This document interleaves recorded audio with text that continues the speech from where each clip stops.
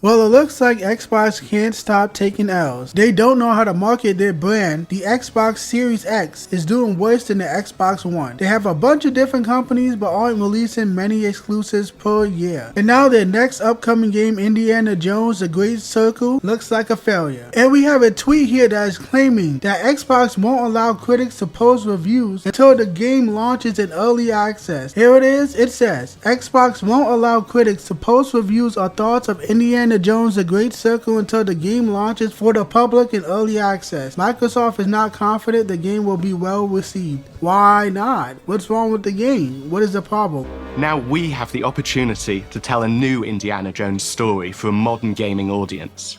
Yep, you heard that right. The modern gaming audiences. They still can't explain who they are. What do they look like? How old are they? Do they work? Do they have a job, a college degree, kids, family, anything? You can't explain nothing about this modern audiences. Who are they? All these developers across the whole industry keep saying this, but they never explain it. It's stupid. Stop pandering to people that do not exist. There is no modern audiences. Pander to gamers.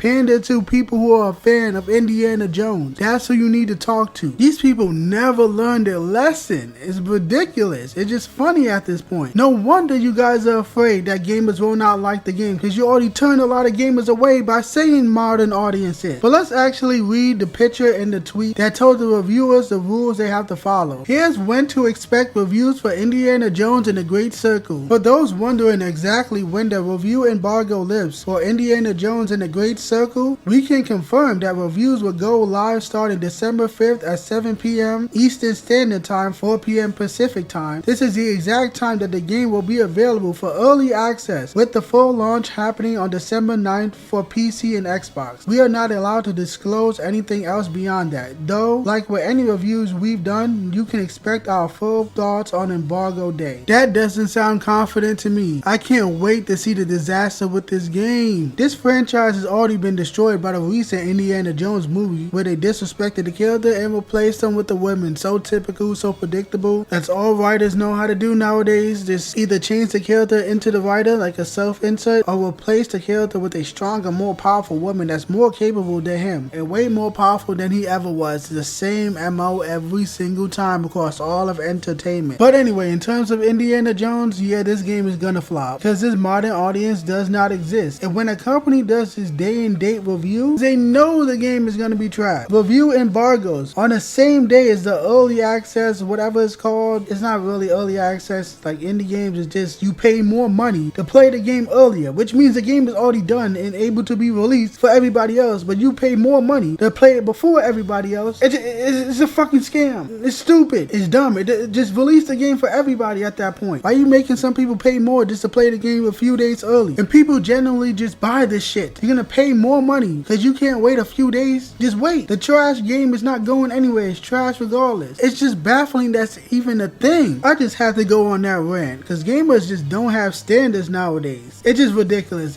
I can't believe that's a thing, but whatever. In terms of a review embargo, I do not trust any game. I don't trust any AAA game. This whole industry is just making garbage. They won't even let reviewers tell you if the game is good until the game comes in this early access nonsense. I would not recommend buying a product from a company that is not confident in said product, because they need to do the best they can to convince people to buy it, but they're not doing that because they suck and they have no talent, and the game is going to be shit because the AAA Western industry cannot make anything good. The indie developers are cooking you. The indie developers are beating you in every category of game. The Eastern developers are cooking you. People going to the East to play games. People going to the East to get good characters, attractive looking characters, particularly women, great gameplay, interesting art styles and graphics. That comes from both the indie scene and the Eastern scene. We got games like Stellar Blade over there, Black Myth Wukong. Basically the entire Game of the Year nominees were Japanese minus one card game. The Eastern developers are the future of the AAA space. Nobody cares about your Western AAA slop made for modern audiences. Whoever the